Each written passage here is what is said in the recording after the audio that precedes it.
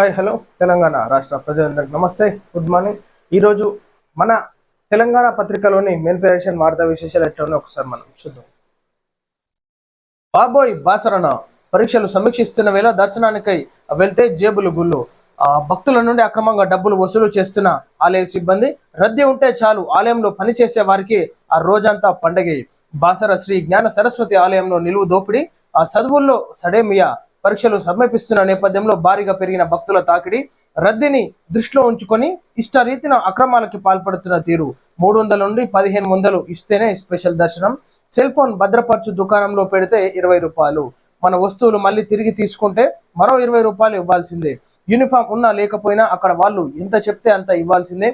అసలు ఆలయంలో వసూళ్లకు పాల్పడుతున్నది ఎవరన్నది ఎవరికి తెలియని పరిస్థితి. అందరు కలిసి పంచుకుంటారు కదా, అందరు తీసుకుంటారు, అందరు కలిసి పంచుకుంటారు, అందరు దొంగలే అన్నమాట. ఎన్ని సీసీ కెమెరాలు ఉన్నప్పటికీ నిలువున దోచుకుంటున్న వైనం చూసి చూడనట్లుగా వ్యవహరిస్తున్న ఆలయ అధికారులు. అధికారుల కాడ నుంచి అక్కడ ప్రతి ఒక్కరు అంతా దోచుకునేదే. ఈనాడు అక్కడ జ్ఞాన సరస్వతి దేవాలయం అంటే ఎంత పవిత్రంగా ప్రజలకి వచ్చినటువంటి భక్తులు సంతోషంగా ఆ దేవిని మొక్కుకొని సంతోషంగా వెళ్ళాల్సినటువంటి టైంలో ఇష్టారీతిన పైసలు ఉంటేనే దర్శనం, లేకపోతే నిలబడి నిలబడి నిలబడి నిలబడి వాళ్ళు కన్ను కాయలు కాసేటట్టు ఎదురు చూడాలి లైన్లలో. పైసలు ఇస్తేనేమో జల్దీ దర్శనం గీదా. సారీ ఉన్నటువంటి ఆ అధికారులందరిపైన చర్యలు తీసుకోవాలి. ఈనాడు పైసలు ఇస్తేనే ఆడ పూజలు అర్చన కార్యక్రమాలు ఇవన్నీ జరుగుతాయంటే అర్థం చేసుకోవాలి.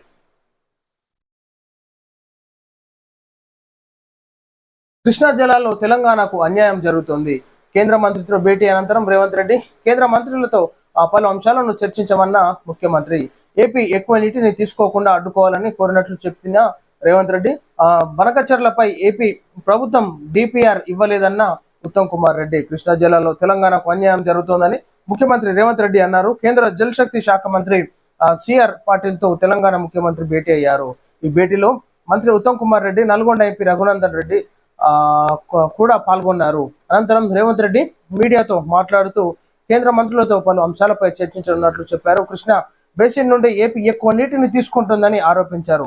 ఏపీ ఎక్కువ నీటిని తీసుకోకుండా అడ్డుకోవాలని కోరినట్లు చెప్పారు. ఆంధ్రప్రదేశ్ ప్రభుత్వం చేపడుతున్న బనకచెర్లపై కూడా అభ్యంతరం తెలిపామని వెల్లడించారు. ఈ విషయంలో జోక్యం చేసుకుంటామని కేంద్ర మంత్రి హామీ ఇచ్చారని ముఖ్యమంత్రి తెలిపారు. తెలంగాణకు సంబంధించి గోదావరిపై ప్రాజెక్టులకు నికర జలాల కేటాయింపులు జరిగిన తర్వాత ఏపీ ప్రాజెక్టులకు అనుమతి ఇవ్వాలని కోరారు.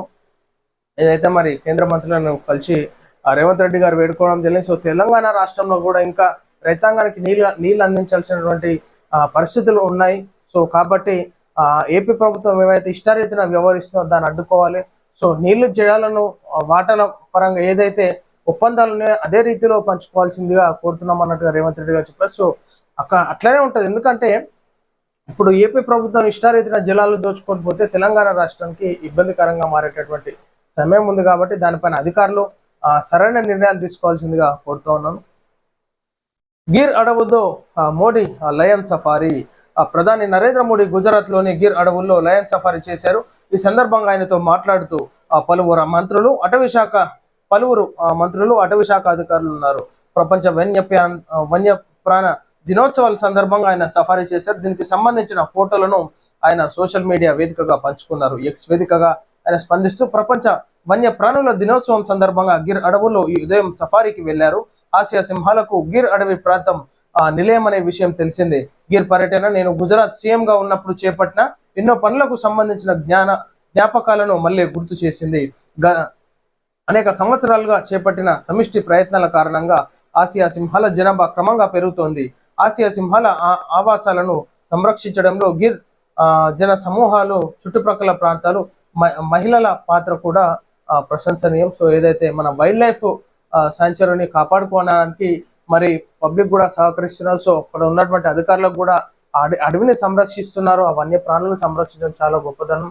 సో నేను ముఖ్యమంత్రిగా ఉన్నప్పుడు ఏ విధమైనటువంటి డెవలప్మెంట్ చేసుకుంటూ వస్తున్నాను. సో దానికి ఇంకా మంచిగా కాపాడుకుంటూ అధికారులు కాపాడుకుంటూ వస్తున్నారు. సింహాలు కూడా ఇంకా పెరగడం జరిగింది. సో ఇదే విధంగా మన భారతదేశం టోటల్ వ్యాప్తంగా కూడా ఇదే విధంగా మనం వన్యప్రాణులను సంరక్షించుకోవాల్సినటువంటి బాధ్యత ఉందని చెప్పేసి ట్విట్టర్లో కూడా మోడీ గారు పంచుకోవడం జరిగింది. పోస్ట్ మార్టం రిపోర్టర్పై పలు అనుమానాలు. వ్యాధి నిరోధక టీకా వేసిన అధికారికి శిక్ష పడేనా? మందులు వాడుతున్న పర్వాలేదని బలవంతంగా టీకా వేయించిన అధికారి. 4 నెలల పసికందును చిదివేసిన వారి కాపాడేందుకు ఇంత ప్రయత్నమా? బంధువులు నాకు న్యాయం జరిగితేనే నా బిడ్డకు కూడా న్యాయం జరిగినట్లే. తల్లిదండ్రులు శవ పరీక్ష ధృవీకరణ పత్రాలు మారే అవకాశాలు ఉన్నాయంటున్న ప్రజానికం. పోరాటానికి ముందడుగు వేయటమే తప్ప వెనుకడుగు లేదంటున్న ప్రజా సేవకులు. ఏదైతే చిన్నపిల్లలకి వ్యాధి నిరోధక టీకాలు ఉంటాయి కాబట్టి సో వాళ్ళు ఆల్రెడీ జ్వరం మందులు ఏదో సంథింగ్ వాడుతున్నట్టున్నారు. సో అయినా కానీ అక్కడ వచ్చినటువంటి డాక్టరు ఇష్టరీతిన ఏం కాదన్నట్టుగా టీకా వేయడం జరిగింది. సో దానివల్లనే మా ఇక్కడ ఉన్నటువంటి బాబు చనిపోవడం జరిగింది. సో దానిపైన ఖచ్చితంగా పోస్ట్ మార్టం రిపోర్ట్ తీసుకోవాలి, నాకు న్యాయం చేయాల్సిందిగా అని చెప్పేసి అక్కడ తల్లి కోరడం జరిగింది. సో ఇటకలకు అధికారులుగా స్పందిస్తున్నారు. సో ఏ విధంగా ముందుకు వెళ్తుందో మనం చూసుకోవాలి. సో చిన్నపిల్లలకి ఏ టీకా వేసినా కానీ జాగ్రత్త చర్యలు తీసుకోవాలి. సో మరలా ఇది పునరావృతం కాకుండా ఉంటుంది. సో ఖచ్చితంగా దానిపైన వివరణ కూడా ఇవ్వాల్సిందిగా కోరుతున్నాం.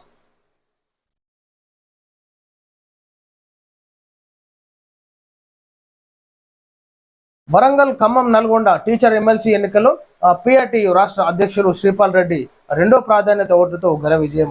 ముగిసిన మెదక్, నిజామాబాద్, కరీంనగర్, ఆదిలాబాద్ ఉపాధ్యాయ ఎమ్మెల్సీ ఓట్ల లెక్కింపు. మొత్తం పోలైన ఓట్లు 25,041, చెల్లుబాటు అయిన ఓట్లు 24,144, చెల్లని ఓట్లు 897. నిజానికి చదువుకున్నటువంటి వాళ్ళు ఓట్లు వేస్తారు కదా, ఇష్టానుసారంగా అక్కడ కొట్టడము ఇష్టారీతిన అనవసరంగా 897 ఓట్లు వేస్ట్ అయినాయి. టీచర్ ఎమ్మెల్సీ మళ్ళా తెలిసేస్తారో తెలియక వేస్తారో అర్థమైంది. అనవసరమైనటువంటి ఓట్లేసి చెల్లెనోట్లుగా ఇక్కడ ప్రకటించడం జరిగింది. వేస్తూనే ఉంటారు, అర్థం కాదు ఓట్లు ఎట్లే అన్న. గెలుపు కోట ఓట్లు 12,073 నిర్ధారణ. బీజేపీ అభ్యర్థి మల్క కుమ్రయ్యకు 12,959, వంగ మహేందర్ రెడ్డి 7,182, అశోక్ కుమార్ 2,621, కూర రఘుత్తం రెడ్డి 428. గెలుపు కోటను బీజేపీ అభ్యర్థి మల్క కుమ్రయ్య చేరుకున్నారు. బీజేపీ అభ్యర్థి మల్క కుమ్రయ్య గెలిచినట్లు ఎన్నికల కమిషన్ ఆమోదం రావాల్సిందిగా ఉంది. సో ఏదైతే ఎమ్మెల్సీ ఎన్నికల్లో భాగంగా మరి కౌంటింగ్స్ లో భాగంగా ఇక్కడ మనం చూసుకున్నట్టయితే శ్రీపాల్ రెడ్డి రెండో ప్రాధాన్య ఓట్లతో మరియు ఇక్కడ మనం చూసుకోవచ్చు మల్క కుమ్రయ్య గారు ఇంకా ఆమోదం రావాల్సి ఉంది. సో ఈ విధంగా మరి ఎమ్మెల్సీ ఎలక్షన్స్ జరిగినాయి.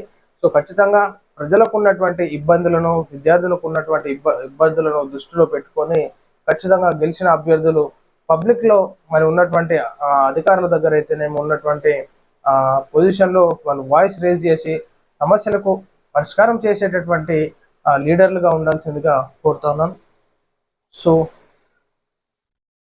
ప్రజలు అభిమానించిన మనిషి ఆది ప్రభుత్వంగా ప్రజల మనిషిగా తొలిసారి ఆ స్థానికుడే శాసనసభ్యుడు. వేములవాడ నియోజకవర్గ శాసనసభ్యులు ప్రభుత్వ ఆది శ్రీనివాస్ పై తెలంగాణ పత్రిక విశ్లేషణాత్మక కథనం. సో మనం చూసుకోవచ్చు ఆది శ్రీనివాస్ గారు నిత్యం ప్రజలు ఉంటూ ప్రజా సమస్యలు తెలుసుకుంటూ అది ఏ విధంగా మనం ముందుకు తీసుకెళ్లాలి. సో ప్రభుత్వ విప్పుగా ఉన్నారు కాబట్టి ప్రజా సమస్యల పైన కూడా పరిష్కారం ఏ విధంగా చేసుకోవాలన్నట్టుగా ప్రజల్లో నిత్యం ఉంటుంటారు. సో మంచి పరిపాలన చేయాలి. ఒక నాయకుడిగా ప్రజల హక్కులు రైట్స్ ఇచ్చినప్పుడు ఓటేసి గెలిపించుకున్నందుకు ఖచ్చితంగా ఈనాడు ప్రజల్లో ప్రజాక్షేత్రంలో పనిచేసి మంచి నాయకుడుగా పేరు ప్రతిష్టలు తెచ్చుకోవాలి, ప్రజా సమస్యలను తీర్చాలి, ప్రజా సేవా కార్యక్రమాలు చేయాల్సిందిగా కోరుతా ఉన్నాం. ఇదేమి స్నేహం SI Rammurthy sir court case విచారణకు పిలిచి టార్చర్ పెట్టడం రాజ్యాంగ విధానమా? విద్యుత్ షాక్ ఇచ్చి నరకం చూపించడమే ఇంక్వైరీనా? పాత కక్షల కుట్రతోనే ఇంత ఘాతకానికి ఒడుగడతావని ఆయన నీ పరిధి కాని వ్యవహారంలోకి స్నేహం కోసం బలి పశువు చేస్తావా? స్టేషన్ నందు 3rd డిగ్రీ అని స్పెషలిస్ట్ అని ఆ కేసు ఎంక్వైరీ చేస్తున్నారా? జిల్లా ఎస్పీ కార్యాలయంలో ఫిర్యాదు చేసిన బాధితుడు భార్య మమత. నిజానికి ఇష్టానుసారంగా విచారణ చేయడం కరెక్ట్ కాదు, 3rd డిగ్రీ ఉపయోగించడం కూడా కరెక్ట్ కాదు. సో పైశాచిక ఆనందం పొందడానికి కొంతమంది పోలీసులు ఇట్లా చేస్తుంటారు. 3rd డిగ్రీ యూజ్ చేయడంతోనే చనిపోయిన వాళ్ళు కూడా మనం చూసినాము స్టేషన్ లాకప్ డెత్ లో భాగంగా.